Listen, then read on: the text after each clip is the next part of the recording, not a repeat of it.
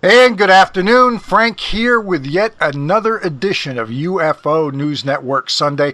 We've got a lot of news to cover. Things have really picked up a little bit, rather surprising, but always good to see. So we've got a lot of news to cover. Let me not waste any time and bring in my co-host, as always, the one, the only, Chant Hannah. Chant, how are you today? I'm just prepared to have a good time and argue with you also, Frank, as per usual. Sounds good. Sounds good. Well, you've been following, just like I have. We've been passing some notes back and forth. And last week, the former Director of National Intelligence, John Ratcliffe, appeared on Fox News with Maria Bartiromo and had some very interesting comments about UFOs, which kicked off a little bit of a flap regarding UFO news. This is rather interesting. Ratcliffe made some very interesting claims about the nature of the evidence that they have gathered over there in the intelligence community and in the Pentagon. And let's not waste any time and get to what Ratcliffe had to say on the Maria Bartiromo show. Hang on a second. Here we go. John, you have seen in your role the most intelligence that anybody has seen other than the president as the Director of National Intelligence. And I've been wanting to ask you this next question for a while. I want to ask you about UFOs, unidentified flying objects. The Pentagon is going to come out with a report by June 1st. And in the $2.3 trillion omnibus appropriations legislation passed in January, it includes the Intelligence Authorization Act, money for the Pentagon to continue investigating UFOs. John, we're going to get this report June 1st. Can you tell us, have unidentified flying objects been seen? Well, sure. We have lots of reports about what we call unidentified aerial phenomenon. And this actually is a program that's been in place for a few years in terms of a task force that has been there under the National Defense Authorization Act. But as you correctly point out, Maria, there's now a report that will be issued by the Pentagon, by the Secretary of Defense and the Director of National Intelligence. I actually wanted to get this information out and declassified before I left office, but we weren't able to get it down into an unclassified format that we could talk about quickly enough. But frankly, there are a lot more sightings than have been made public. Some of those have been declassified. When we talk about sightings, we're talking about objects that have been seen by Navy or Air Force pilots or have been picked up by satellite imagery that frankly engage in actions that are difficult to explain, that movements that are hard to replicate, that we don't have the technology for, or traveling at speeds that exceed the sound barrier without a sonic boom. So in short, things that we are observing that are difficult to explain. And so, there's actually quite a few of those, and I think that information is being gathered and will be put out in a way that the American people can see. We always, when we see these things, Maria, we always look for a plausible explanation.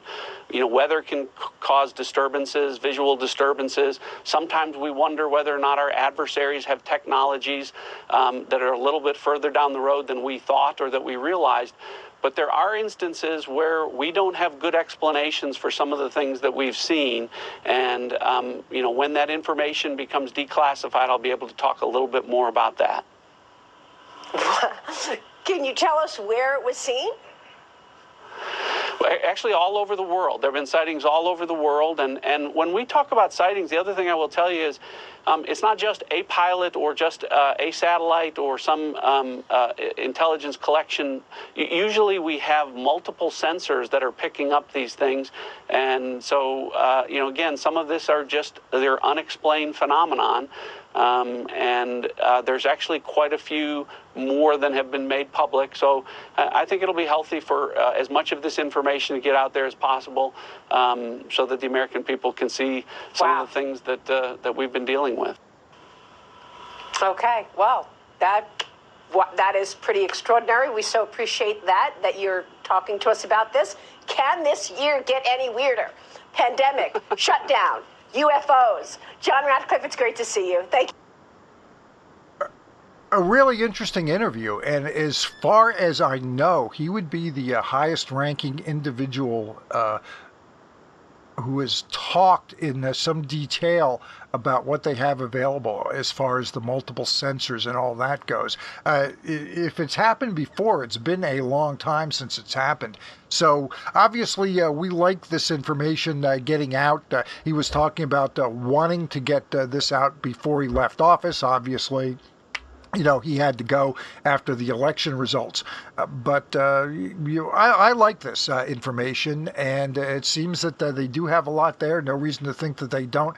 Again, talking about the multiple sensors. Ratcliffe's is a name that has not really come up in our talking about different people who are involved over at the Defense Department. I think one real quick thing that I want to mention is that the Director of National Intelligence was basically a position that was created after September 11th.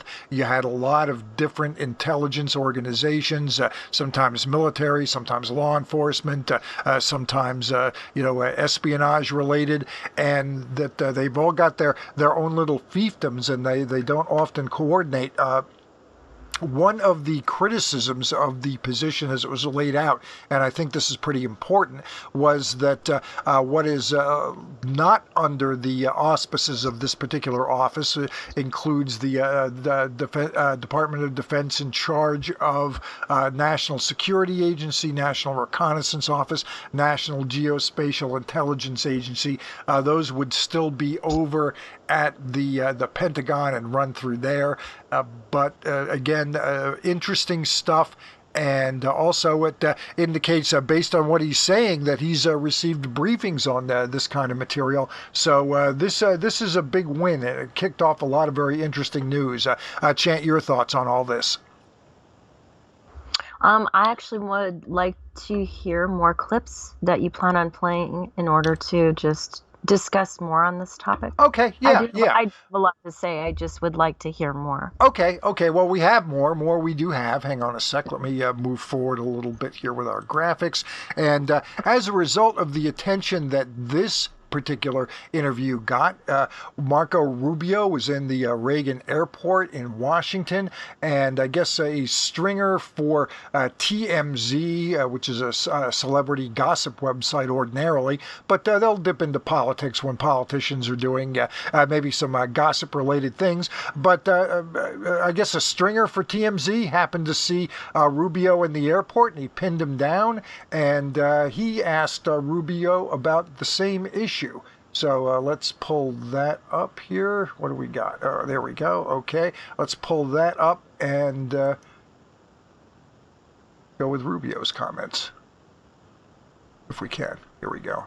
Video's loading now. Rather slowly. He deserves to die! You know what? We're going to have to sit through a 30-second commercial here before we get to the Rubio video. But Rubio is, of course, on the had been the chairman of the Senate Select Committee on Intelligence, and that is the Senate committee that requisitioned this report on the UFOs. So he has publicly made some comments on a couple of occasions, and now the stringer for TMZ tracked him down at the airport and was able to ask him about it as well. So here we go.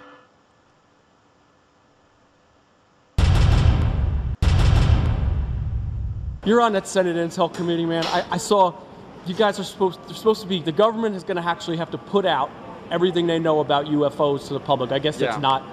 Well, for me, the whole thing was this, and that's why we put that language in there. And that's, people think about space aliens. For me, is there's stuff flying over military installations, and no one knows what it is, and it isn't ours. So for me, that's logical. You want to know what it is. I mean, it's common sense, right? If stuff's flying over the top of your most sensitive installations, and it's not ours, and no one knows whose it is, you should find out what it is and tell us. I mean, are we going to get like the friendly aliens, you think? If you think, honestly, should people be worried? I mean, I guess that's a better question. Well, I think the worry is there's stuff flying over our facilities and we don't know what they are, you know what I mean? So, yeah. I mean, that's the concern. Maybe it's got a logical explanation to it, but, you People want to know. I want to know what it is. I mean, who's a bigger threat right now? Do you think? I mean, people are always talking about like China's a big threat, but shouldn't we also be worried about what's else out in the universe? Well, I wouldn't take it one step at a time. You know what I mean? I'm not saying that's what it's all about. Like I told you, I don't know. I don't know the answer to what it is, but it's stuff that's there, and people. So you're on an intel committee. They don't even tell you what's going on. Well, I think they tell us what's going on. I mean, there's stuff flying over the top of our military installations, and they don't know who's flying it. They don't even know what it is. So that's a problem. We need to find out if we can. So just a quick question, man. Everyone thinks we're the smartest out there in the universe, but are the aliens possibly smarter than what we are right now? Well, if they made it all the way here, they probably are, yeah. They're probably more advanced. If they can get here and we can't get there, that tells you they're more advanced. But I don't know if there are aliens. I don't know if they've ever visited here. I'm not, when you talk about that stuff, everybody gets, stigmatized about it. No one wants to sound weird. My thing is very simple. We don't know what that stuff is that's flying over the top of our installations. Let's find out. Maybe it's another country, and that would be bad news too. But let's just say hypothetically, one last question, man. Hypothetically, if somebody comes down, there's aliens. Should Biden and should the government, should we try to be friendly with these folks, or should we look at it as I haven't given this. We have so many problems going on as it is. That would be one heck of a way to top the last year and a half. So there is Rubio's comment there. That also got quite a bit of attention. And apparently Bartiromo over on Fox decided to follow with him and get even more comment from him. So let's pick that up.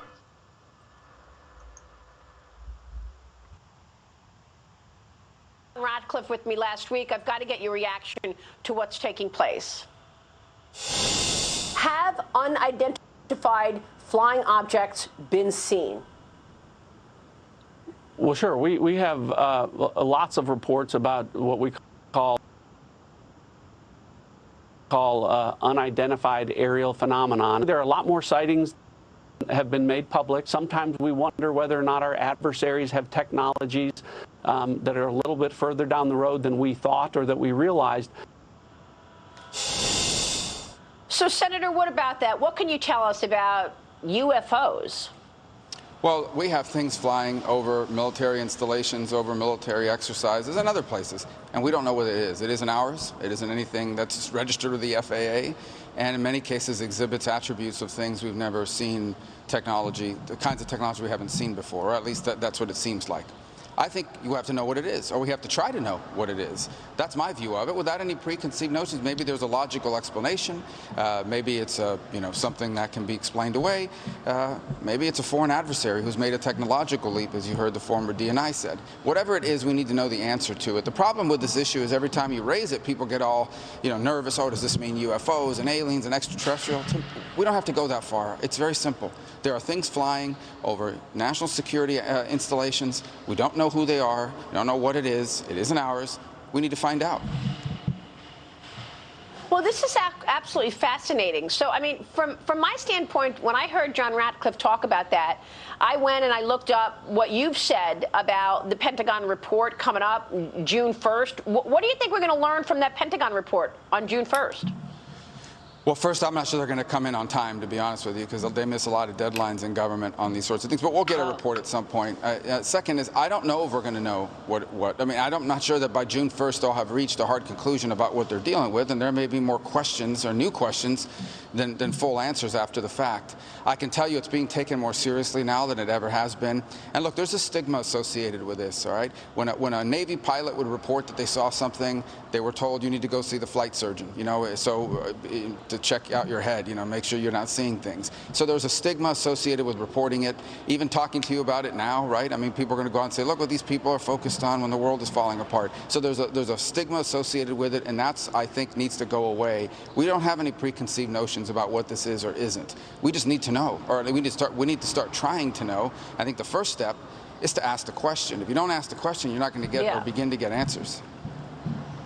So it's not necessarily like that we have, little ETs running around, aliens, but it could be technology that China or Russia or somebody else has developed that could be ahead of the United States then. That's even more worrisome to me. Well, again, I don't know. It would be very worrisome. I don't know that to be the case, but we need to start finding out. Senator, it's great to see you this morning. And so there's that, a couple of different interviews with Marco Rubio and basically saying the same thing in both. He's concerned about it. He does bring up when he's talking on Fox a little bit more about the stigma. He doesn't. They still don't want to go over there. But I think at some point you've got to go and go back to sort of what Michio Kaku said. Prove that they're not from another planet, and at least consider this as a possibility. Obviously, we think that's what it is. At least some of these cases, and that's where it's at right now. And those are the full interviews with those particular people. Chant, you've heard what they had to say. What do you think? Well, I just have some general things to say, and for example, Rubio, when he was speaking to TMZ, he was postulating a very simple idea, and that is, we don't know, this is a quote of his, we don't know what's flying above our military bases or our not-so-friendly skies, for that matter. And his colleagues on the Senate Committee of Intelligence, this article I was reading stated that they would need to figure it out too, because maybe it's another country and that would be bad news. So the point I wanted to make is, if there's a technological leap regarding another country, we are talking about crafts that invade or trespass through any kind of sensitive military controlled ranges or designated airspaces or classified areas, top secret areas. Our military-related equipment, and I would also like to include not just our military-related equipment, but Canadian English or even other countries with highly developed military-industrial complexes, their military-related equipment, I'm going to assume, cannot track these UAPs. And if you cannot track a UAP invading the area of Navy strike groups and other secretive and classified military formations and facilities, then I would just say forget about the stigma of talking about the UFO topic, because we keep hearing people mock it. We have to recognize that the impossible is possibly happening. And that might be possible today, although Rubio seems pretty adamant. He's saying it's not ours. It's definitely not U.S. military. He's saying that pretty well outright in his comments. So, well, is it some foreign adversary? Well, okay, that's a possibility. But what they're not talking about, neither Ratcliffe nor Rubio brought up the fact that we've had these kind of reports with the same kind of flight characteristics, hypersonic speeds, maneuverability, being able to make right-angle turns at hypersonic speeds, going straight up, going straight down at extraordinary speeds, being there suddenly, and then as soon as maybe a jet is scrambled and goes out for a closer look, gets out of there again at the hypersonic speeds. And those kinds of cases, that kind of behavior has been witnessed and documented and recorded through radar, which is the kind of censoring equipment that they're talking about here, although they're not specifically saying it, but it's radar. I mean, among others, but radar is certainly one of them. And they've been going back for 75 years, where we can say with a lot more confidence that, yeah, at that point of time, nobody had gear that could do aircraft that could perform those kinds of maneuvers. And also, Ratcliffe had mentioned getting the satellite information and that type of thing, because obviously we've got stuff looking down from space. We've got radar that can track up to very high altitudes. So we've got this. And another thing that they're not saying is that this is physical evidence. Just as a way of comparing, do we have any physical evidence that there are exoplanets? I want to be clear here, and I think we've discovered exoplanets, but we don't have a rock from these exoplanets. We don't have a sample of gas in the atmosphere from these exoplanets, what we have is, again, remote sensing data that we've been able to use to deduce that those exoplanets are there. Sometimes several light years away, many light years, dozens, hundreds of light years away, through different methods like the wobble method and the transit method and so on. I won't get into all that, but basically it's remote sensing data that has allowed us to deduce that these exoplanets are there. Shouldn't the same type of thinking be applied to these UFOs? And there seems little doubt. Rubio did mention the occasional maybe atmospheric phenomenon or that type of thing, but the remote sensing gear that they have it has to be a lot more reliable than maybe the occasional glitch, which I don't doubt does happen in some instances. But even if you get through all that, there are still some cases that again are interesting, and that there are more cases than we've been hearing about over the last few years. So there's that. So let's move on. Oh, go ahead. You want to say something? Yeah, you want to follow just something very, it's not as deep a conversation as what you just stated, which was really excellent information, but just something lightly anecdotal. I was speaking to a friend of mine who's a well-known person in the UFO community and has dedicated probably 40 years of their life to the UFO topic with regards to researching it. And two things. He stated that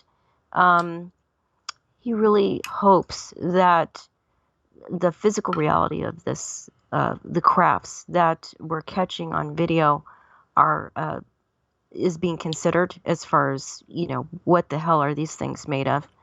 And in addition to that, he probably meant more than that, but he also joked around with something that is true, and that is the media and also folks who are spokespeople for various folks of authority in the U.S. talking about the UFO topic. They jockey or bandy in between the acronyms of UFO, UAP, and UAV all the time, although the military-industrial complex usually sticks with the term UAP. But he just found that kind of interesting that nobody can seem to just commit to one acronym consistently, but that's just a minor irritation. The real issue is we have a strange, unidentified aircraft of some sort. The physical reality of it we are not aware of regarding being able to nail down what it is made of, and also how it's coming and going. And also, in addition to that, the fact that it is flying over sensitive military formations and facilities, or secret facilities that we have, is of deep concern, and it should be, because this issue we're talking about here is considered, from my perspective, and I'm going to assume this is probably the perspective of the United States military and our government in general, the number one or number two issue we should all have at the top of our list on this planet. And we don't. Well, I'm not as concerned about it as is this an anonymous source? Why didn't they want their name attached to this? Or well, whatever. Mm-hmm. Regardless, I mean, those kinds of ideas have been expressed before, and the language changes. It evolves. The acronym UFO. Yes. I mean, that's the one that I stick with. Obviously, I got it slapped on everything I'm involved with because that's the one that most people are familiar with. So, right. If you want to communicate with people, you want to communicate with them in a form that they recognize and understand very easily. And another thing, they've thrown in this phenomena word, which I think is a little bit misleading. Because if anything, the way they're describing the type of evidence, especially this remote sensing evidence that they've got, they're determining through this, they're pretty well proving that these things are in fact flying objects. So, why ditch the old acronym? Well, because of stigma. I mean, that's why they did it. Let's not kid ourselves here. Yeah. So we already know that, but right. That's their problem. It's not. It's a source of endless fascination for me. I'm not the least bit concerned with any stigma. Not worried about it at all. But your friend also mentioned the media, and I think we're going to get into that after we get through a couple more interviews. Of course, former To the Stars members Lou Elizondo and Chris Mellon also made themselves available for interview over at Fox. So let's go through Elizondo's comments. Let's get to that. All right, and now for something completely different. The former National Intelligence Director is revealing a new government report on UFOs will be full of never before seen or heard intel. Frankly, there are a lot more sightings than have been made public. We're talking about objects that, frankly, engage in actions that are difficult to explain, that movements that are hard to replicate, that we don't have the technology for. Okay, joining us right now to discuss is Lou Elizondo. He is the former director of the Advanced Aerospace Threat Identification Program, a Pentagon unit that studied UFOs. Lou, good morning to you. Good morning. Thank you for having me. So part of the evidence apparently is going to show UFOs or some, they're just unidentified objects, breaking the sound barrier without a sonic boom. How is that possible?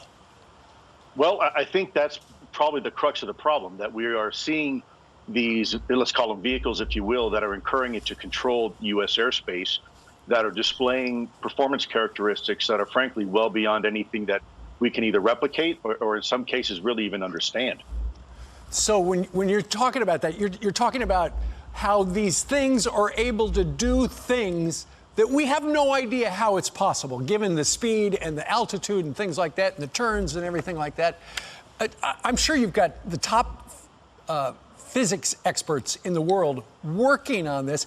Can they come up with any explanation? I think as we begin to look at this, we're beginning to realize that a lot of this really isn't breaking the laws of physics. What it's doing is really breaking our understanding of the current laws of physics that we are looking at. In essence, these things, if you look at quantum physics, there's a lot of modeling right now that suggests that a lot of this performance can be explained if you have a really deep understanding of quantum physics. And by the way, you're absolutely right. There's 5 unique observables that these things are displaying. One is instantaneous acceleration. The second one is hypersonic velocity. The third one is a bit of an oxymoron, but it's low observability. And then the fourth one is transmedium travel, the ability to operate in different environments. And then the last observable is this, if you will, this weird positive lift or anti-gravity, where you have these vehicles with no wings, no control surfaces, no engines, and yet somehow they're able to fly and frankly outperform some of the very best aircraft that we have in our inventory. Unbelievable stuff. So when people say, "Oh, you're in that business," how do you explain these UFOs? Sure. Well, my business has always been that as an investigator.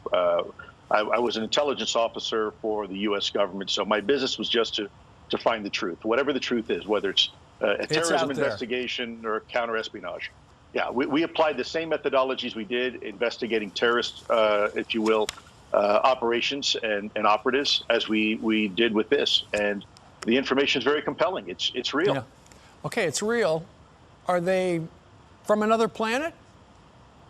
Well, I think it's too early to tell. The 3 options that have been presented, that is our secret technology, but we've done a terrible job at coordinating the testing of this technology for decades with ourselves, which is highly unlikely. The second option is that it's foreign adversarial technology, which, if you were to ask me, would be a huge intelligence failure of this country because we've been technologically leapfrogged. Or the third option is that it's something completely different. If it's not ours and it's not theirs, well, then it's someone or something else. I can't wait for this report to come out. Lou, thank you very much for joining us today. Interesting stuff. Sir, my pleasure. Okay, and then Fox News later in the week, Tucker Carlson had Chris Mellon back on his show, and he was able to respond to Ratcliffe's claims from a few days earlier. Now, John Ratcliffe, who was the director of national intelligence, has said the report will have massive implications. Frankly, he said there are a lot more sightings than have been made public. Now, Chris Mellon has been on this subject more carefully than maybe anybody in the United States. He's a former Pentagon official, and he joins us tonight for a preview of what we may find out. Chris, I appreciate your coming on tonight. What do you think we're going to learn in this report? Well, thanks very much, Tucker, and thanks for drawing attention to this issue. I think it could be profound and transformative, as the former DNI, John Ratcliffe, suggested, because in 1970, when Project Blue Book concluded, they concluded and told the American people, we don't see any evidence of technological breakthroughs beyond anything that we can do ourselves. We don't see any evidence of a threat to national security. I don't think they can honestly say either of those things in this case. And as people begin to digest that, and they are going to address this at an unclassified level, so that'll be a public statement, I think that's going to raise a lot of questions and send some shockwaves. So they've been lying. I mean, I think we can say that, and who knows why, but that really is the question. Why? Why haven't we heard this before? It's a huge deal. It could change our perception of our place in the universe, really. Why hasn't anyone come forward with this prior to this coming June? It's largely been a matter of stigma, and people are afraid to discuss it. It's shocking, and this is how I got involved. I became aware in 2016 that U.S. Navy squadrons operating off the east coast of the United States were having recurring encounters with these vehicles, and nobody in the intelligence community was responding. Nobody was supporting them. Nobody was backing them up. Nobody was investigating. It was not being reported up the chain of command. The Secretary of Defense didn't know. It wasn't a matter of concealing the information in the sense of they knew it and processed it and withheld it from the public. It was a matter of hear no evil, see no evil. And that's okay as a personal choice, perhaps, but that's not what you want in the intelligence community. No, it's totally negligent and reckless, actually. Do you think that we'll find the government has physical evidence of these vehicles? We may. I do want to temper expectations a little bit. The request from the Congress is not to release classified information, but to review all of the classified information, regardless of source, and then render an unclassified judgment based on that review. So it's not going to be a big document dump. It's not going to be revealing necessarily new videos or anything of that nature. But they will be reviewing all of the information if they do this in the manner that it's been requested. And then they're going to also have to address who's in charge, how are we going to manage this issue going forward, who do we think is behind this, are there any technological breakthroughs here that we should be concerned about? So there's a lot on the plate, and I think it is going to be a big deal. Man, it's just so frustrating. I wish they'd just be honest about everything. They're still hiding material from the Kennedy assassination almost 60 years ago. It's really remarkable. Chris Mellon, I appreciate you've done so much on this topic. I hope you'll come back. Thank you very much for having me. And a lot of it's bad, but here's one good thing. So a couple things we do know, obviously, just because Mellon and Elizondo have left TTSA, they're still involved in the UFO stuff, still available for interviews. That's always good stuff to know. And again, Mellon brings up the stigma issue. I thought that was very interesting. And obviously, can't deny it. Again, I don't feel it is a subject that should be stigmatized, but obviously some people do for whatever reason. And Chant, do you have any thoughts on the last couple interviews? No, I like to listen to you talk a little bit more on topics sometimes than just discuss things later. Yeah, I mean, it's good that everything is getting out there. Obviously, it's not as full and complete. Mellon did mention the history going back to Blue Book, wrapping up. I think it was actually the late 60s rather than 70. And there were some reasons for that. At the time, the Air Force was still also running down cases from the public, and they definitely wanted to get out of that business. So I think that was part of the reason, at least part of the reason, maybe the main reason for shutting down Blue Book. They just didn't want to get involved in that. But of course, we've known all along that they do investigate UFO cases when they are directly involved, when their own planes go out and have encounters or they pick up something in radar. Of course, they take a closer look at that. The reason being is literally it's their job to do it. So we've known all along that we've been doing it. The comments from Ratcliffe again, basically he just came out and confirmed stuff that we're following along closely that we've already known about. We surmised that that was the case, and he confirmed it. So it was very significant, and obviously it kicked up a lot of interest. So we're going to be really interested to see. Rubio had mentioned that he thought that there was a possibility that the report might not get turned in on time. Maybe the dog eats it. Who knows? But we will get it. He said that that's not uncommon. He also mentioned that not necessarily just about the UFO subject. That it's not uncommon that these requisition reports often are delayed or not turned in on time. He seems to accept it. I'm not sure that I do. I mean, we're talking about a report here. Get us the report. And Lou Elizondo over on Twitter has said that, they should be given a little bit more time to do it right. Well, I mean, what guarantee are you going to have that if you get another 3 months or 6 months or even a year, how much better is that report going to be? Let's see the report now. 6 months is plenty of time to put in to get in a report. So, I think they're going to put just as much effort, 5 minutes to midnight, to turn in some unidentified aerial phenomena task force related report on almost on time or on time. They'd put just as much effort as if they were to do it now. Yeah, well, I mean, that's pretty much how I produce the show. It makes no sense to me, like, why they would really need all that time. I honestly, I know it sounds biased, but I don't believe that they really need that much more time. I'll tell you why. We've had 70 years exactly of UFO activity. How much more time do you guys need? Yeah. And yes, I know that your committee was just made, but so what? Really, so what? Let me explain further. I'm gonna just speak directly to the audience here. If you really believe Lou Elizondo was involved in a group that studied UFO related phenomena, I don't care if you call it a UAS, a UAV, a UAP, a UFO, for a few years, 5 or 8 years, a decade, whatever, and the U.S. government just started studying it back then, you're dumber than a rock. Okay, I'm sorry to say it, but you are. I'll tell you why. One of the top number one things in the U.S. that the military is worried about is what is in our skies. They've never not worried about it. It's of paramount importance to us.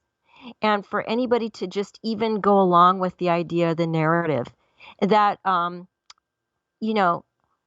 we're just studying this now, give me a break. We've studied this for under a century, probably longer, even when we didn't have the kind of technology we have today. The U.S. government was probably studying it as much as they could. A good three-quarters of a century, no doubt about it. That could be argued, but I'm fine with that. I'm fine with somebody arguing with me on that point. I'm okay with it, but we definitely know it's a fact. We've been studying it for 70 years. There is no need for us to wait any longer on this report. You and I both knew as soon as we saw this news hit the airwaves regarding June 1st. Oh, June 1st. Oh, on June 1st, we're going to find out about all this stuff. We knew that was a bunch of BS. You know why? Because the government is not known for being efficient or on time, right? When have they ever been efficient or on time in general? Never. So why would they do it now, especially with this topic? The Glowing Auras and Black Money article that was published, I think it was Helen Cooper, Ralph Blumenthal, and Leslie Kean. You and I remember when that was dropped. Sure. That was dropped like on a Friday or on a weekend when everybody was just getting out of work. They, and I'll explain who they could be, but they, the powers that be, allowed that leak, or whatever you want to call it, that planned leak, to happen right then at that point in time for a reason. And that is because the powers that be do not want the general public to be caught up on this topic. Why? Well, you figure it out, okay? There's plenty of conspiracies out there to ruminate over, to argue over regarding why. But, look, whatever the case is, because we've seen a lot of activity off and on regarding this topic, intermingled with the U.S. government and various alphabet agencies' names involved. And has anything ever happened or come to fruition? Not really. So what's going to end up happening with this situation is nothing. And people keep saying, oh, this is going to be the year of UFOs. Sorry, no, I don't see it. Now, if you want to talk about it in the respect that, yes, okay, we are actually getting some radar-related evidence on our screens that we can stare at, that evidently our military-industrial complex is having issues honing in on targeting visually. It can't keep up with the objects. Okay, that's exciting, but we really want this Unidentified Aerial Phenomena Task Force to take their responsibility seriously and don't miss that deadline. You know why? Because the public is tired of being let down. But we're used to it. But look, I mean, when you build up momentum for something, you also build up morale. If they miss this June 1st deadline, that morale is going to drop to nothing. Then we're going to have the same old tired argument in the UFO community. The stage 2 is going to happen. Oh, disappointment, sadness. Oh, then they're going to bring their hopes up high again. We're going to have a whole new level of cliche-related, oriented discussion on it on UFO Twitter. It's big so what? You know why? Because it's a waste of energy. Now, I know that sounds, like I'm being a real downer about it. You are. You are being a downer. But that has been the reality of this top ad nauseum for 7 decades now. Why is it going to be any different now? I guess we'll all find out June 1st. Well, we will find out. And this report is the ultimate responsibility of a number of people. We heard from the former team, the Trump team, from Ratcliffe, and his comments were quite interesting. And of course, his boss, not his boss, but the Secretary of Defense and the Deputy Secretary of Defense. We talked a little bit about them, what their backgrounds were, and what their interest might be in the UFO stuff. Former Secretary of Defense Mark Esper had a publicly avowed interest in hypersonics, as did Deputy Secretary David Norquist. We know that Esper talked about the UFO issue when he met with the Japanese Defense Minister last year. The subject did come up. That's, as far as we know, the only interaction that our government has had with any of our allies on this particular issue. We don't know if anything else, if there's been any back and forth with the Brits or the French or the Canadians or whatever the case may be. And of course, we do know that David Norquist was named to head up the UAP task force. He was also, as the Deputy Secretary, in charge of the committee that oversees the special access programs. So we kind of liked the background of those two guys. Norquist had also expressed some interest in the hypersonics. So maybe there's a little bit in both Esper and or there was a little bit in Esper and Norquist's background that might mean that the UFO issue is of a particular interest to them. And then, of course, Ratcliffe has said the most, but obviously that's the old team. The new team is in. It's basically current President Biden's team, and what we have now is we've got Lloyd Austin, we've got who is now Secretary of Defense, we've got Catherine Hicks, who is in Norquist's old spot, Deputy Secretary of Defense, and we've got Avril Haines, who is in the position that Ratcliffe held. So I did think it was worth the time to go take a somewhat closer look at the backgrounds of these three individuals to see if there's anything that might indicate that they might have a particular interest in UFOs. There's not a whole lot there, but a couple things that are of interest. Haynes is a longtime Army guy, retired as a 4-star general. He's now the Secretary of Defense, of course.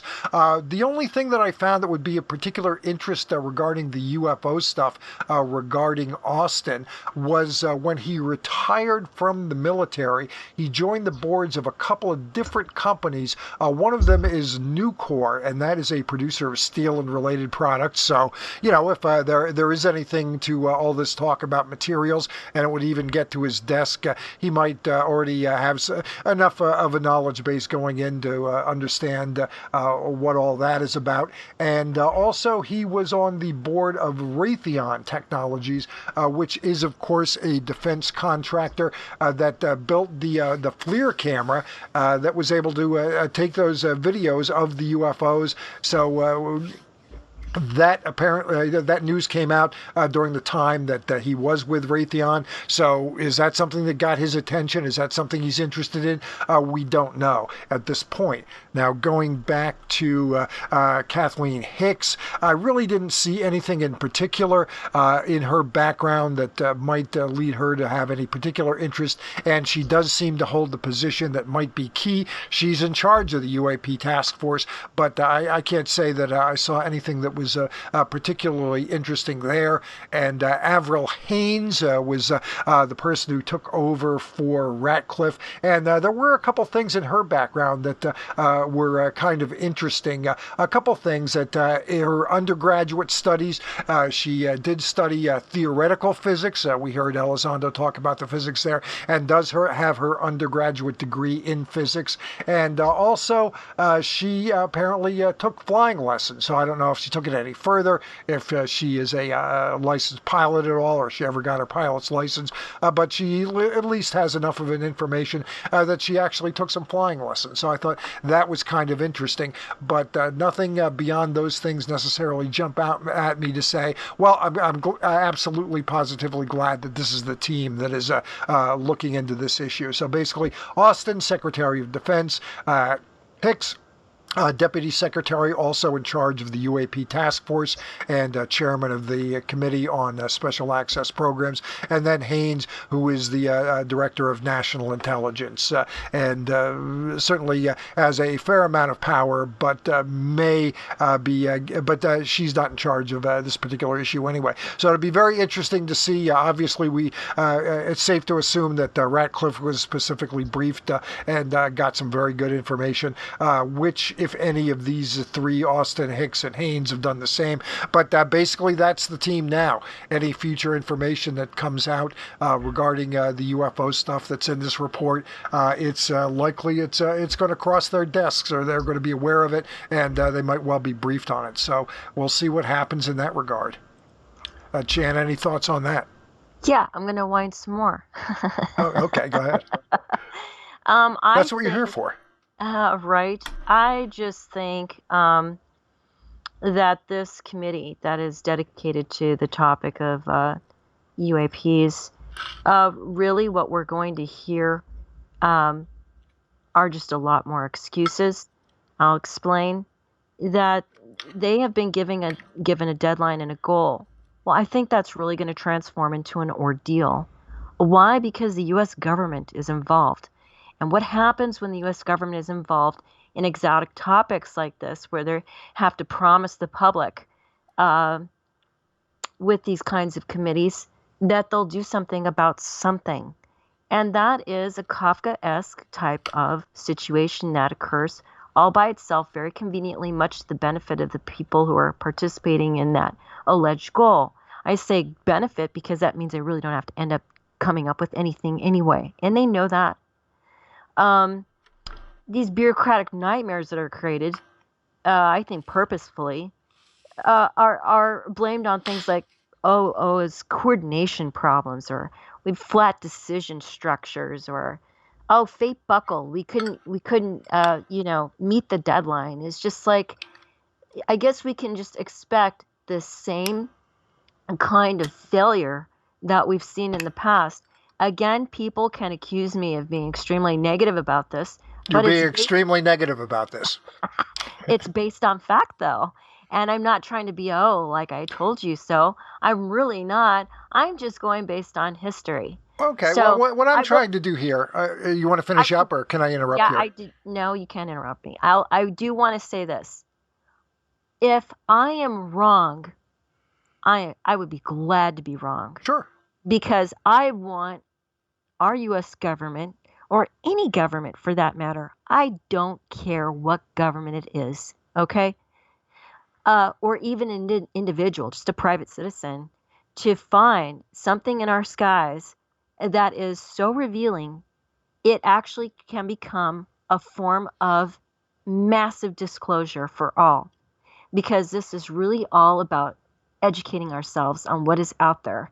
And I really take such deep offense at these little committees that are created, which I find laughable, because nothing ever happens with regards to them. And in addition to that, it's people like you and I who spend copious amounts of time with voluminous amounts of information of UFO related data that goes back, decades, that we've studied and done a lot of research on. We take this topic extremely seriously. If we didn't, we wouldn't be doing what we're doing, right?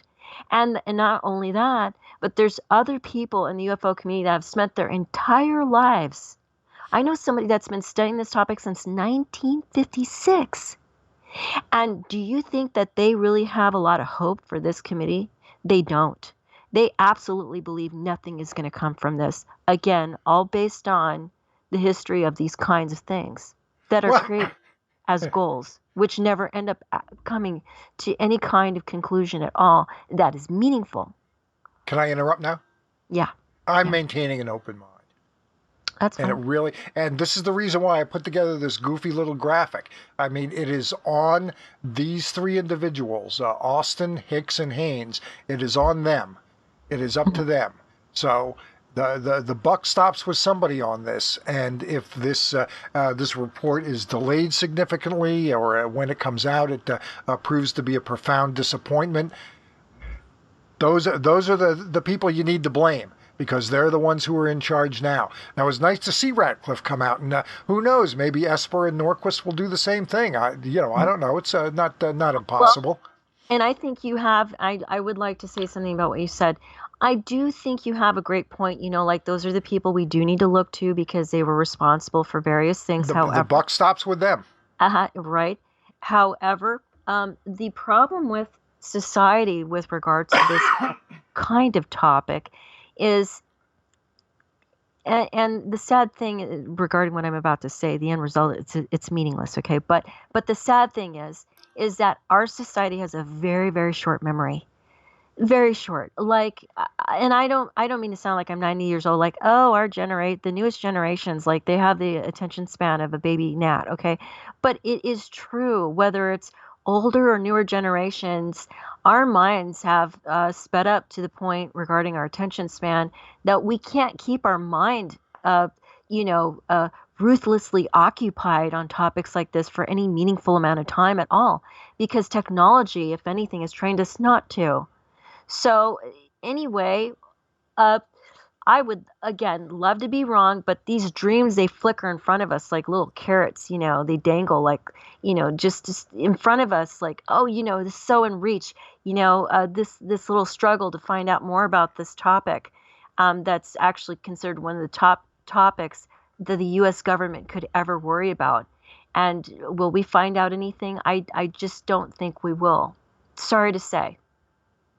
Well, thanks for brightening the mood. Yes. Actually, I still remain open-minded and cautiously optimistic. We'll know more. I mean, this is, you had talked about some folks being involved in this longer than you and I have been alive, So, and that is a fact, no doubt about it. The people have gotten interested in this. And initially, back in December of 2017 into the early part of 2018, I was... I was, probably a little overly optimistic. I thought we'd learn a lot more, a lot faster. But as it turned out, it didn't happen that way. But even in some of my correspondence with folks back then, there's sort of a best case scenario and a worst case scenario. And my sort of worst case scenario really wasn't that bad when you think about it. We'll continue to find out more about UFOs.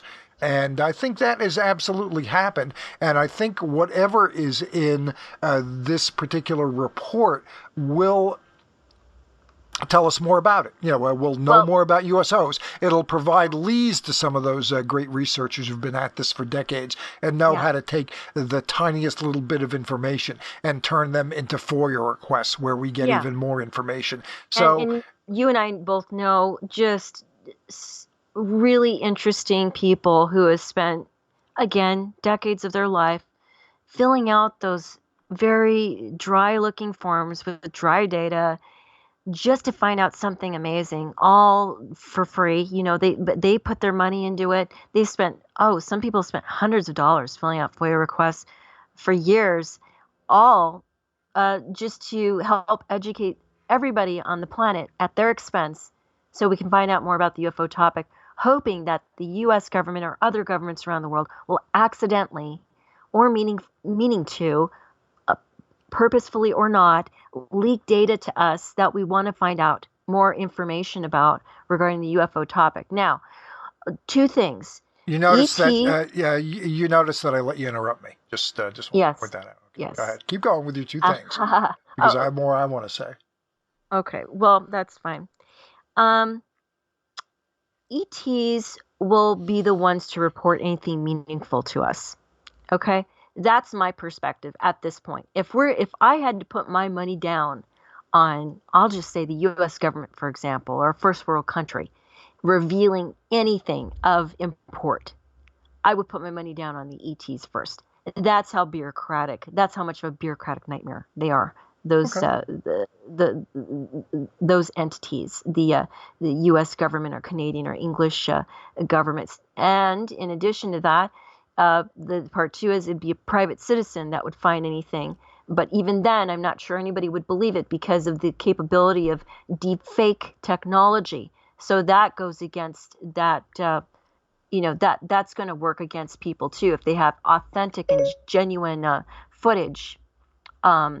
Then they would have to grapple with having to deal with that kind of discernment. Well, is it deep fake that we're looking at? We don't know. And the problem with deep fakes is now the technology is so good, and what's so disturbing about it is we have artificial intelligence now that can't even tell if it's artificial intelligence it's looking at. We can be confident that the interviews that we saw over the last week to 10 days are anything but deep fakes. Those were the real people. They said what they said. They're key people in all this. And basically, I think it was a very good little stretch of time for news. I mean, we know a little bit more, and I think that's a good thing. So I'm not unhappy about that at all. Now, one thing, I want to move forward and talk about the nature of the media that is covering this. Before you do that, I'm sorry? I wanted to read Steve Bassett's tiny quote, which is important. That way folks can hear from the person that's lobbying in Washington on the UAP topic on all of our behalf, whether you're in the UFO community or not. And I asked Steve Bassett, was today before the show, I asked him, what are your thoughts on the trending news regarding the UFO topic? And he said there's two ways the June report can go down. One, elements within the MIC, the Military Intelligence Corps, opposed to the disclosure process will get control and serve up a nothing burger, giving the congressional committee chairs an excuse to put off indefinitely hearings for military or witnesses. Or two, it will be a strong report making it easier on the committee chairs to hold hearings. It is the first outcome that prompts me to press for hearings before the report is delivered. While this is certainly possible, I imagine the extended pandemic and continuance of political bad behavior makes that less likely with each passing week. Go ahead, Frank. Thanks. Okay, yeah, I just wanted to make a real quick point about the nature of the report. It's going to be a paper. It's going to be a report. Okay, so let's assume that it follows the broad general form of a scientific paper or an academic paper. That there is basically, we know that we're going to get an abstract. That much we know. We know that there's going to be a classified end of things, so let's look at the classified end of things as sort of the footnotes, the references and things like that. And then there's going to be something in the middle. Okay, now the key is, what is that thing in the middle? Is it more of that going to be declassified, or are we just going to get an abstract? Was kind of a vague, mealy-mouthed response. Or are we going to get a pretty good abstract with very little as far as the body of the report being declassified? That I think they're going to want to try to avoid, because that's going to raise a lot of questions. Basically, what we should get is a very good abstract, and we should get a very good report, and then obviously whatever details regarding the references that might be included in the report. Declassify that. You don't want to give a specific, maybe locations. Maybe you don't want to give specifics about gear that was used for some of the remote sensing. Although that kind of stuff has been out. And again, with Raytheon, we saw them take full credit in an article at their website after the December 2017 article came out. So I'm not so sure how much they actually need to have declassified. They might want to redact names, personal information, like Captain Chant was flying her F-22 and saw this. Maybe Chant Hannah's name doesn't necessarily need to be in the report. That kind of thing might be down in a classified reference section.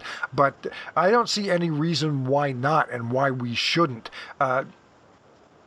see a very strong abstract and a very strong report. I don't see any reason why, but I don't see too much point in prejudging before the report comes out. We'll see what it is, and if it's disappointing, that we're going to say it here. We're not afraid to say what we think. So if it's disappointing, then it's disappointing. We'll say that, and we'll say that we're disappointed. But if it's quite compelling and quite interesting and quite important, then we'll say that too.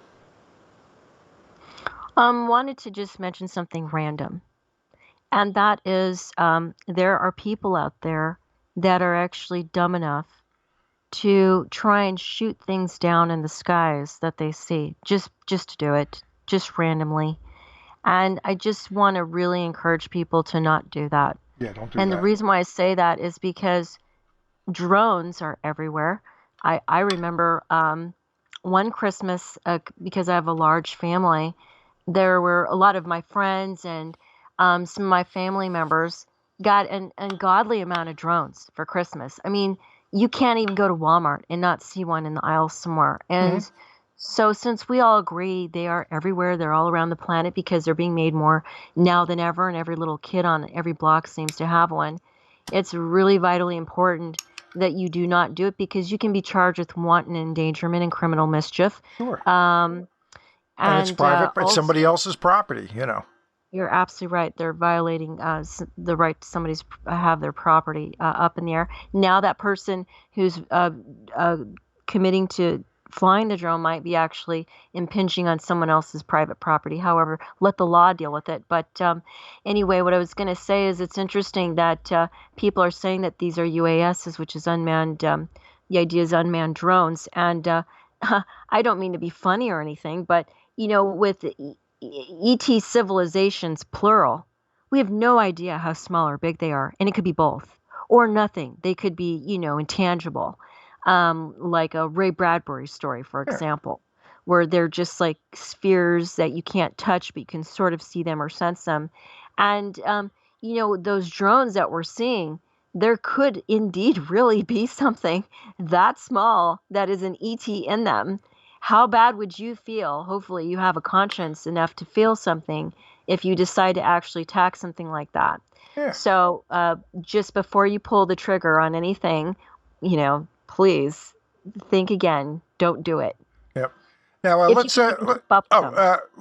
shift gears a little bit and talk about the UFO community a little bit, and sometimes their responses. And we're also going to get into something that I know you went off on a few days ago. What a shocker. There's been some hand wringing related to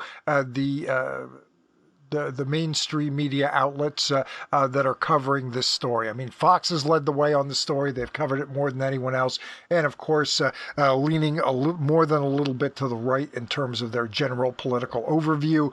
They have come in for some criticism. I would say that things are pretty well divided, obviously, among people who don't like Fox.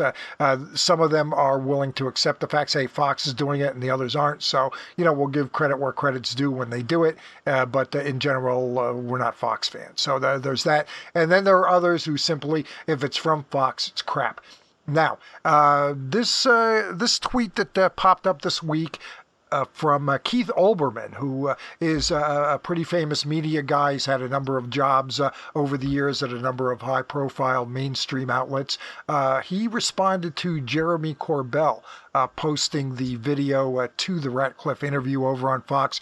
You're taking Maria Bartiromo, Fox News, and this fascist liar Ratcliffe as if they're even occasionally credible. This is one step up from the Q cult. And of course, one thing that's nice is when these public figures are critical of the UFO topic or how it's covered or whatever the case may be, they get a lot of pushback. So that's good to see. I think the UFO community is pretty well mobilized. Again, you just have to look at the particular individuals as, when you're talking about UFOs, talk about however they're involved related to the UFOs and don't get sidetracked with the other stuff. That is another thing that is not helping disclosure. Oh, Rubio said something. Well, Rubio's a Republican. I hate Republicans, blah, blah, blah, and so on and so forth. And even though we know that there's actually a lot of bipartisan interest in all this, and I've never really seen a whole lot of evidence regarding the UFO stuff and in terms of partisanship, although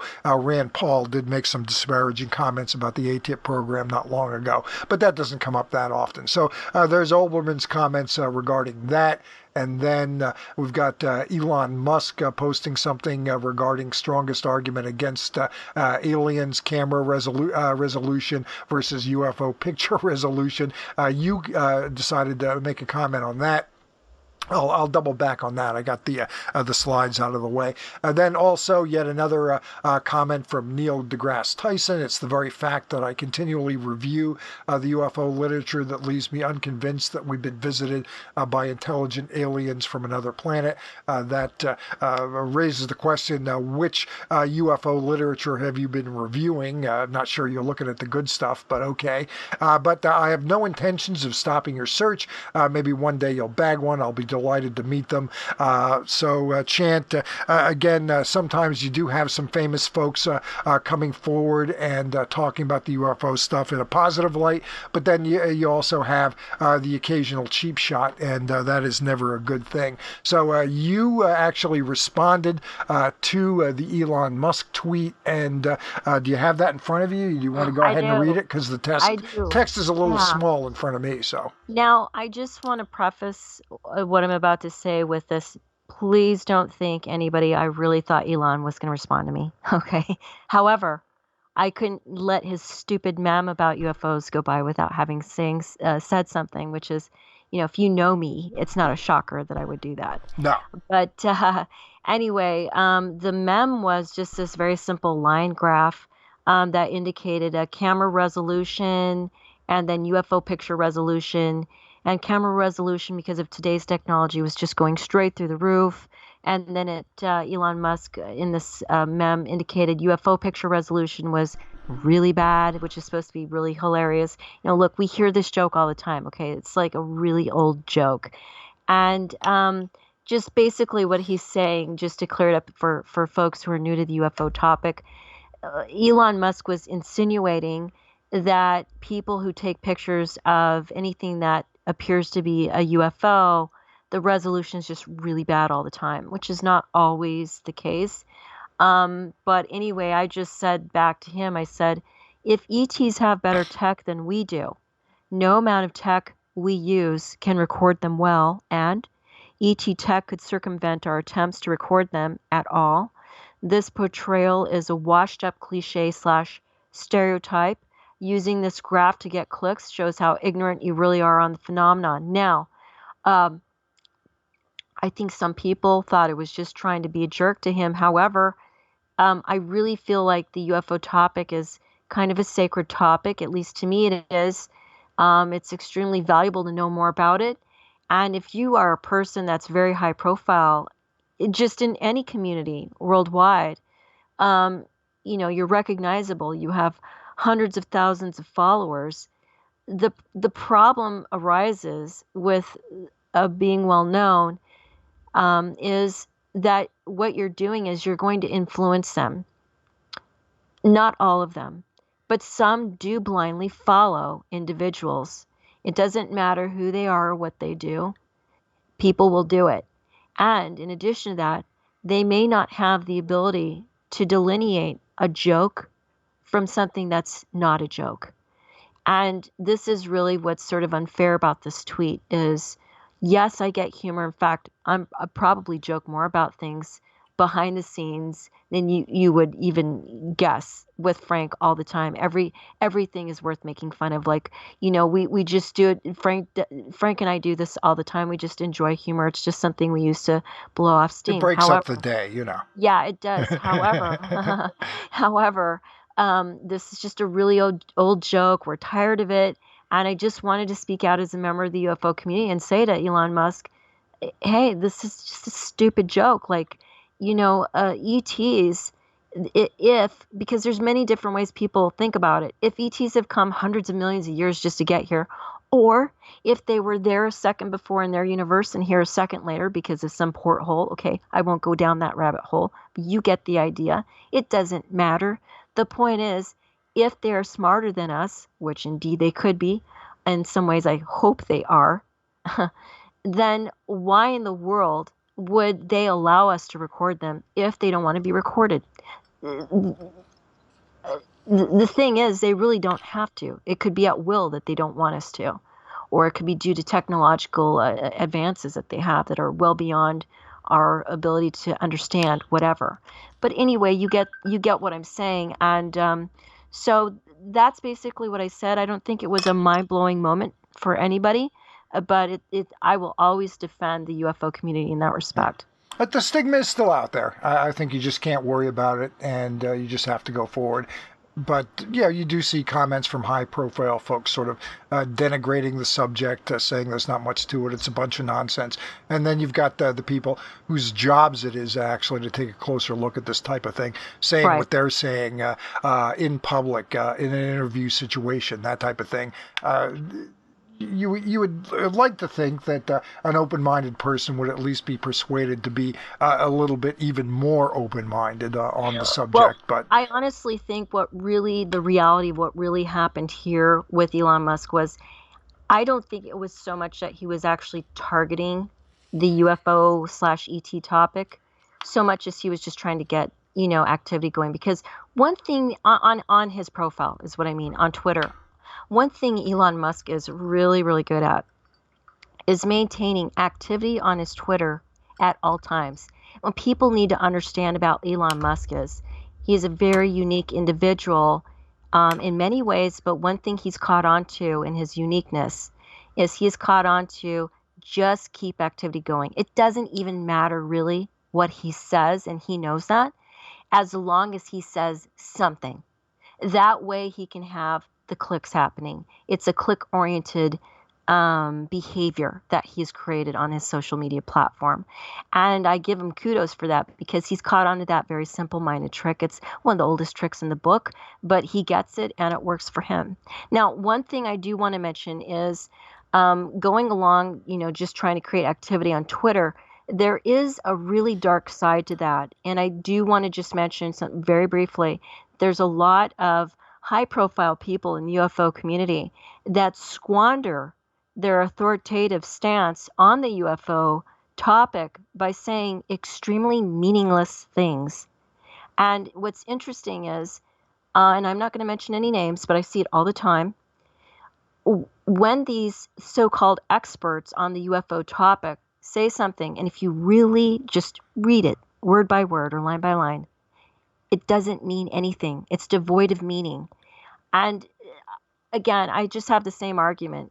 If you have followers, do them a favor, say something that is meaningful. Because if you say it with an authoritative voice and I call you out on it, I would hope you can explain yourself, because I've actually called some of these people out to demonstrate what they really meant when they tried to reverse stance on what the meaningless thing they said about disclosure, pre and post disclosure, which I won't go into, or what does disclosure mean, or the UFO and ET topic in general, and what they think we should do about it in a commanding voice. When I call them out on it, their responses back are usually even less meaningful or meaningless than they were when they first started talking. So Yeah, I see that as Twitter a is problem. kind of is what it is. It's very truncated. You have real limitations as far as what you can type in, at least per tweet. Sometimes I see people do 5 or 6 tweets right in a row where they have something a little bit more detailed to say. I've done it occasionally. By and large, I don't really spend a whole lot of time on Twitter, other than to sort of keep an eye on. Sometimes there are stories that get posted over there, and it does happen that some higher profile folks are more openly available. You don't have to be friends with somebody to see what they post. All you have to do is follow them. So it's a different platform.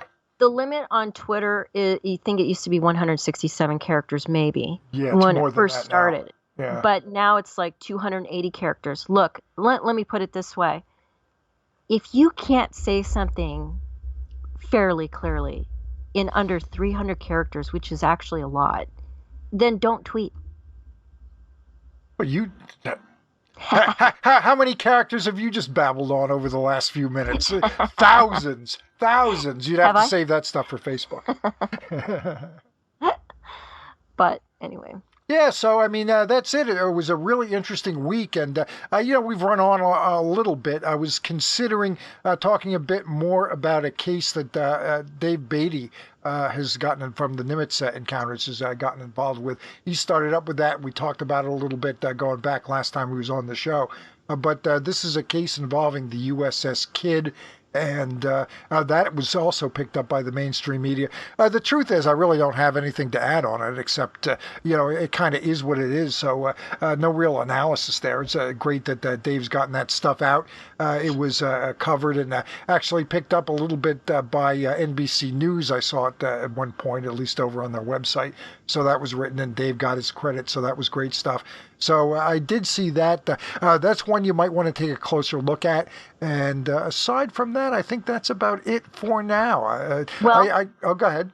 So I just want to take maybe 2 or 3 minutes to explain just a few issues that has plagued the UFO community.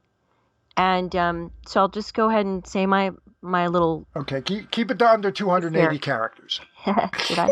Oh, you started my little serious thing there. It actually started. That's funny. I don't know why. But one of the main issues that is... mute Chant's mic. Thank you. Right. You would love that, wouldn't you? Yeah, well, I could do it Permanently here, but you'd kill me if I did it, so I won't. Right. Just shoot it. Throw it in the trash. One of the main issues that has plagued the UFO community throughout its history is we're searching for objectivity in a controversial field of interest. This area of interest is both unifying and polarizing. Additionally, part of the dilemma of the discourse of the so-called disclosure movement, or even the idea of disclosure itself, is everyone's definition of what disclosure means to them is mixed. There is no streamlined definition that clearly indicates what it is and what it is not. The other challenge the UFO community has faced for 70 years is one does not have a degree, one does not have to have a degree or certification of any kind in order to be involved in the UFO, the research of the UFO or ET topics. There are a lot of pros and cons to this, of course. As a result of this kind of community, there are no strict protocols or expectations regarding what one can or cannot say. Again, there are pros and cons to that. So when someone says something that disappoints someone in the UFO community, declaring a commitment to a certain kind of definition or perception that involves the UFO topic, all that happens as a result is either we end up in a circular loop of discussion, arguing or grandstanding, which ends with nothing of real value to anyone, or we say something that has value and is worthy of some kind of contribution to the UFO community, such as here's a new way to identify something with regards to the UFO ET topic forensically, for example, or here's a more evidence to pour over, never seen before, so we can review it and scrutinize it. But one of the major issues ufology has always had is no matter how much evidence or something close to proof we obtain regarding the UFO ET topics, is it never makes headlines in major media to the point where everyone is caught up all at once on, for example, the Koyami, Aguadilla, Tic Tac Phoenix Lights cases, Socorro, or even less known or obscure UFO cases. In some cases, like ET-related cases, like the Travis Walton Pascagoula abduction case or the Flatwoods Monster cases. Other less-known cases are the abduction of Herbert Schirmer on December 3rd of 1967. I think there was another personal favorite of mine, which was a Carl Higdon's case in Wyoming, an ET-related abduction there. My point here is if the general population of the world isn't following the historical or trending UFO cases that have really good forensic value and or witness evidence of a UFO sighting or an ET-related case, then that means what? It means no one worldwide is ever on the same page. And then we end up in the same old tired loop we've always faced. That being only geeky researchers like me and Frank and others that we know in the UFO community end up really being on top of anything of real value evidence-wise regarding these topics. So when these cases come up that catch the eye of the public, for example, from Tucker Carlson, Marco Rubio, Tom DeLonge, Lou Elizondo, former Senator Harry Reid, Christopher Mellon, a former Deputy Assistant Secretary of Defense for Intelligence, or anyone that is high profile mentions and dangles a few famous UFO-related cases here or there, the entire planet acts like these few cases are the only ones the world has ever heard of, or seen, or been recorded, or has evidence of any kind. These are the kinds of issues the UFO community is regularly plagued with. None of the mass media outlets ever bother to cover the extensive UFO-related work of a NASA research scientist like Dr. Richard Haynes, which he, since the mid-1960s, that's how far back he goes regarding NASA. He actually studied, I think it was a topic of aviation and it was pilots that actually he founded NARCAP. UFOs. Yeah, or Jan Aldrich's fine work on Project 1947, or the Scientific Coalition for UAP Studies research on the Aguadilla UFO incident, or the Tic Tac cases, their reports, the reports that they did on it. Nobody ever finds out about those because the mass media doesn't cover it. In the meanwhile, the mass media and general population are wide-eyed about anything that comes out regarding the UFO topic, regarding famous cases, okay? And this entire cycle I've just described continues ad nauseum while we all watch it from the UFO community saying, okay, these cases are not the first, nor the famous ones, are not the first, nor are they probably going to be the last UFOs of unknown origin. And the fact is there are tons of great UFO-related cases out there in the archive of MUFON and other now extinct or barely surviving UFO-related organizations worldwide. However, those archives are online for you to find those UFO cases. Yeah, what you're talking about. Go ahead. Some of these cases are in the archives of libraries or universities, having been donated in mass, meaning like reports and whatever it is, articles, whatever it is, the individual that gathered all of these amazing pieces of information regarding UFO topic, and given to these places like libraries or universities by folks who want to pass the torch of the UFO topic onto someone or something somewhere who cares about this topic as much as we all do. Do you get what I'm saying here, Frank? Oh, sure. Okay. But I think it gives us the opportunity. You talk about, well, it's geeks like us. Well, yeah, okay, we're really going to dig in on this because we're into it. And other people not doing it, like I said, it's given us the opportunity. Other people not finding things that we've turned up here, or that I've turned up in my research, or you might turn up in your research. Again, the fact that it's new, that we turn up new stuff, or maybe have a new angle in terms of analyzing this sort of material, it's our opportunity because we're saying things here, we're finding things there, we're doing things over there that other people aren't doing, so that's a good thing. I don't see that as a bad thing. I think it's a very okay. I think it's a very egalitarian field where you can jump in and you can get involved directly. I thought it was one funny thing sort of crossed my mind with that TMZ story and thinking about they do focus on largely celebrity gossip and things like that. Well, it's like I don't normally go to that website for the simple reasons I can get involved in the UFO community, and we can spend and waste an awful lot of time talking about gossip involved in the UFOs. So there's that. Okay, so my point basically was that mass media is covering the same old tired, famous UFO cases. I say tired, I don't mean that all the time, okay? Yes, those cases are absolutely interesting. Don't think I didn't research them. I did, okay? But, and can we find out more? Yes, hopefully we can, okay? We're waiting for June 1st with bated breath. However, these other cases I mentioned, and there's literally thousands of great UFO cases out there that are never, ever covered by mass media. And yes, I totally get the idea. Wow, this is a great opportunity for us to cover it. Okay, yes, we do that. We've done that. But I'm just really tired of mass media ignoring all the many other great cases. Why? Because there's been forensic investigators that have worked on these cases for free for many, many years, having gone and paid their own gas money, their own money for equipment, gone across the U.S. or around the world to go interview people and document all this stuff for what? For posterity? Well, because they were into it. Because they were into it. So the media wouldn't cover it, and the only reason why that these Tic Tac Aguadilla stories are being covered, or Go Fast or Gimbal, is because the U.S. cannot turn its cheek on it. It cannot get away from it. It cannot shirk its duty. It has to actually pay attention to these topics.